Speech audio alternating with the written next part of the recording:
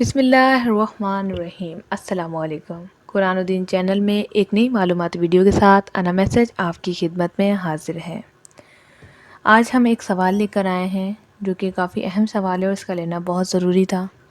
بہت سارے لوگ رخصتی کرتے ہیں اور رخصتی میں قرآن کا سایہ دیتے ہیں، یعنی قرآن سر پہ کوئی بڑا بھائی بہن ابو وہ جو ہے قرآن کو سر پہ لے کر اور پھر رخصت کرتے ہیں۔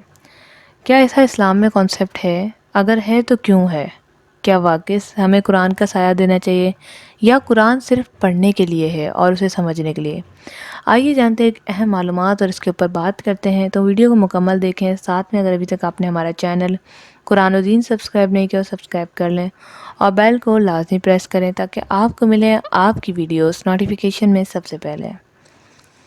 تو جیسے کہ بہت سارے اس کے اوپر لوگوں کی بحث بھی ہوئی، ہاں دینا چاہیے، قرآن کا سایہ ہونا چاہیے، اور آپ کا بھی کانسیپٹ ہوگا کیونکہ کسی دور میں ہمارا بھی کانسیپٹ تھا کہ جی قرآن کا سایہ دینے سے بچی جو ہے اس کے رحمت میں رہتی ہے، یہ ہوتا ہے وہ ہوتا ہے۔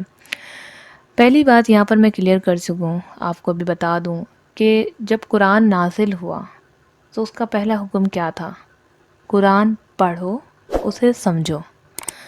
پھر حدیث آئیں، آپ صلی اللہ علیہ وسلم نے سمجھانا شروع کیا، لوگوں کو بتانا شروع کیا، مسائل حل ہونے لگ گئے، دین غالب آ گیا اور لوگ جو ہے اس پر عمل کرنے لگے کیونکہ انہیں فائدہ ہونے لگا۔ سچائی اور برحق چیز ہے نا۔ تو کہیں بھی آپ نے کہیں پڑھا ہے کہ قرآن کا سایہ دیں؟ نہیں، کسی حدیث سے ثابت نہیں کہ آپ صلی اللہ علیہ وسلم نے شادیوں میں قرآن پاک دینے کو اور سایہ میں دینے کو کہا۔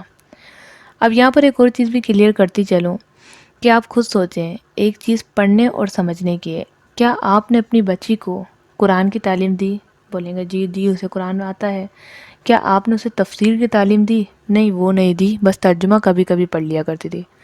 ترجمے کو تفسیر سے پڑھنے سے ہی آپ کو سمجھ آئے گا کہ آخر اللہ تعالیٰ ہمارے دنیاوی معاملات میں کیا فرما رہے ہیں، آخرت کے لیے کیا معاملات ہیں، اللہ تعالیٰ نے کیا احکامات جاری کرے ہیں، کون سا راستہ سیدھا ہے، کون سا الٹا ہے، کون سا غلط ہے، کون سا صحیح ہے۔ یہ ساری چیزیں ہمیں تب سمجھ آئیں گی جب ہم عربی کے ساتھ ترجمہ اور ترجمے کے ساتھ تفسیر کو پڑھیں۔ کیا آپ نے اپنی بیٹی کو ایسی تعلیم دی؟ نہیں، وہ تو نہیں دی ہم نے۔ تو پھر آپ کس بات کا سایہ دے رہے ہیں؟ تو یہاں پر ہم بتا دیں، چاہے وہ طارق مقصود صاحب ہوں، چاہے وہ IRCTV فائز سید صاحب ہوں، چاہے وہ طارق جمیل صاحب ہوں، بیان سن لیں ان کے، سب کا ایک ہی معاملہ ہے، ایک ہی بات پہ اتفاق ہے کہ ایسا نہ تو حدیث سے ثابت ہے اور ایسا کرنے سے نہ تو کوئی آپ کو ثواب ملے گا اور نہ ہی بچی رحمت میں جائے گی۔ دعا دیں، رخصت کریں، نکاح کریں اور جو جو شرعی احکامات ہیں وہ پورے کریں اور رخصتی کر دیں بچی کی، بس۔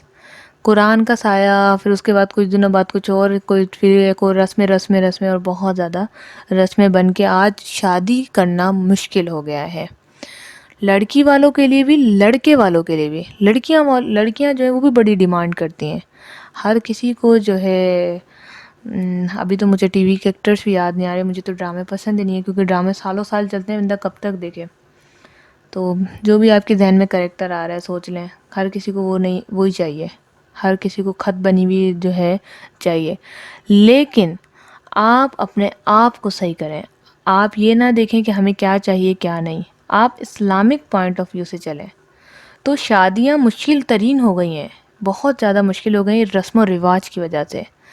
مکلاوے پہ 10 سوٹ جائیں گے، مہندی پہ 40 سوٹ جائیں گے، ہمارے جتنے لوگ آئیں گے بچی کو لینے ان کے سوٹ جائیں گے، پھر وہ بچی والے آئیں گے تو ناشتہ آئے گا۔ بھئی کدھر لکھا ہے، کہاں لکھا ہے، کون سی حدیث ہے یہ، کس نے فرما دیا ہے، کون سا ایسا بیان ہے یہ رسم و رواج ہیں، پرانے چلتے آ رہے ہیں۔ یاد رکھو، قرآن کا اگر ترجمہ پڑھا ہے نا تو پڑھ لو، اس میں یہی لکھا ہوا ہے کہ اللہ پاک نے خود فرمایا کہ جب یہ ان سے پوچھا گیا کہ تمہیں یہ دین کہاں سے آیا تو انہوں نے کہا کہ ہمارے باپ دادا ایسا کرتے تھے، اس لیے ہم ایسا کر رہے ہیں۔ وہ یہ نہیں دیکھ رہے تھے کہ یہ غلط ہے یا صحیح ہے۔ اس پر اللہ تعالیٰ نے غضب نازل فرمایا۔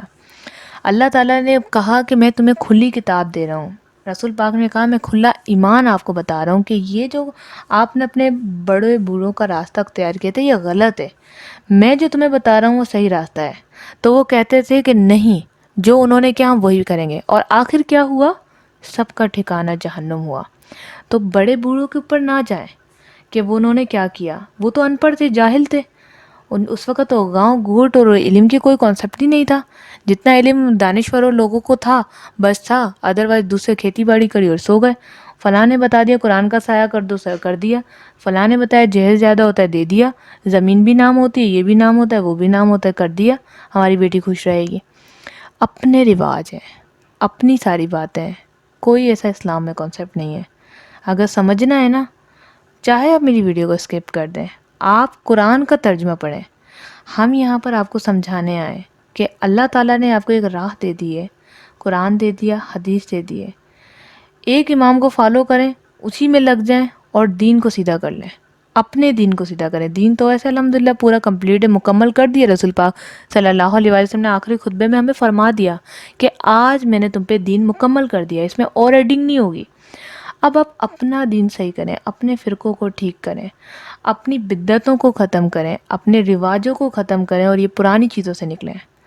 امید کرتی ہوں کہ اللہ تعالیٰ سے دعا کرتی ہوں بلکہ کہ میری باتیں اگر 1,00,000 لوگ بھی دیکھ رہے ہیں تو کسی 10 لوگوں کو بھی آ گیا نا، یا اللہ جو میں نے محنت کی ہے نا وصول ہو جائے گی. میں دعا کرتی ہوں کہ کسی ایک کے دل میں تو میری باتیں اتر جائیں. کوئی ایک بھی سنور جائے گا تو یوں سمجھے کہ ایک کی جو خاندان ہے وہ سنور جائے گا، وہ سمجھائے گا انہیں کہ ان چیزوں کو ختم کریں. تو ویسے تو ہمارا ایک شارٹ سی ویڈیو تھی جس میں ہمیں صرف بتانا تھا قرآن کا سایہ دینا چاہیے کہ نہیں، لیکن یہ باتیں بتانا بھی بہت ضروری تھا. تو یہاں پر آپ کا جواب ہے کہ قرآن کا سایہ جو ہے دینا ضروری نہیں ہے، اس سے کچھ نہیں ہوتا. قرآن کا علم دینا بہت ضروری ہے. اپنا بہت سارا خیال رکھیے گا. ویڈیو کو لائک کر کے شیئر ضرور کریں تاکہ یہ معلومات دوسروں تک پہنچ سکے. السلام علیکم ورحمۃ اللہ.